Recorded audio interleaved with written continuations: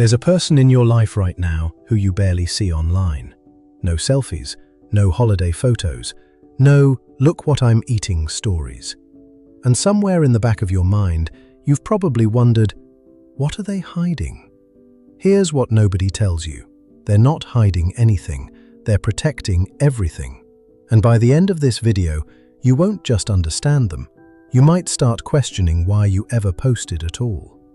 Let's go back to 2004, before Instagram, before TikTok, before the concept of a personal brand even existed for ordinary people. If you wanted to share a photo, you printed it, you handed it to someone. You chose deliberately who got to see your face. Then something shifted. Suddenly, sharing became the default, and privacy became the anomaly. We never voted on this, nobody asked us. But somewhere along the way, the unspoken rule became, if it isn't posted, it didn't happen. Psychologists call this a social norm shift, when a behavior that was once rare becomes expected, and the people who don't follow it become the ones who need to explain themselves. Think about that for a second. The people who share everything, nobody questions them. But the person who keeps their life quiet, suddenly they're suspicious, insecure, antisocial, hiding something. We've completely inverted the logic. And the people who never post, they saw through this inversion before the rest of us did. Here's where it gets genuinely interesting. In 1959, sociologist Erving Goffman proposed that all social interaction is a kind of performance. We present versions of ourselves depending on the audience. We manage impressions. We choose what to reveal and what to conceal.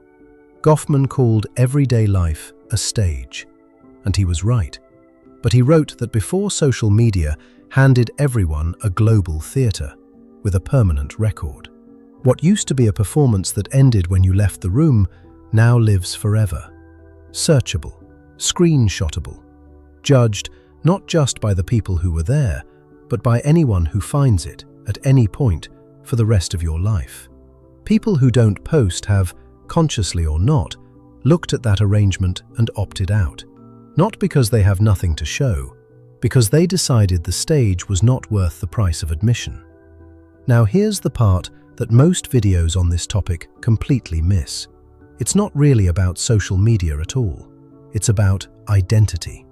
The psychologist Erik Erikson spent decades studying how humans build a sense of self, and one of his core findings was this: identity becomes unstable when it's constantly seeking external confirmation. When your sense of who you are depends on how others respond to you, you are, in the most literal psychological sense, outsourcing your identity. People who post frequently aren't necessarily insecure, but the structure of social media, likes, comments, reach, is designed to make your self-worth measurable, quantifiable, comparable.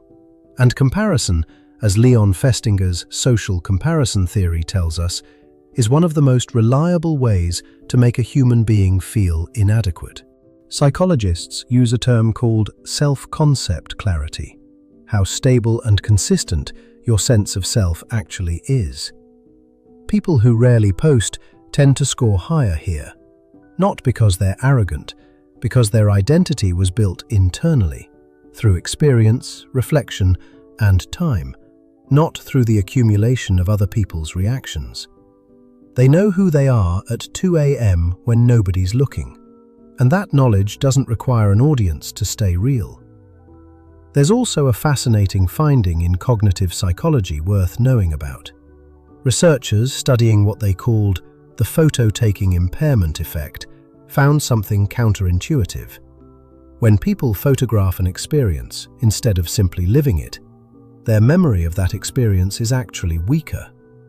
The act of outsourcing the moment to the camera reduces how deeply the brain encodes it. But it goes further than memory. The moment you decide to post something, the experience itself begins to shift. You start framing it, editing it mentally, thinking about the caption before the moment has finished happening. The sunset becomes content. The meal becomes a thumbnail, The celebration becomes evidence of a life worth envying. People who don't post have noticed, even if they can't articulate it precisely, that some things become less real the moment you prepare them for an audience. They would rather have the experience than the proof of it. Now, and this is important, not everyone who avoids posting is operating from a place of strength. Some people stay quiet online because they're genuinely at peace with themselves.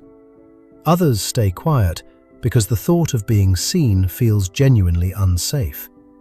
Some avoid posting because they value their privacy.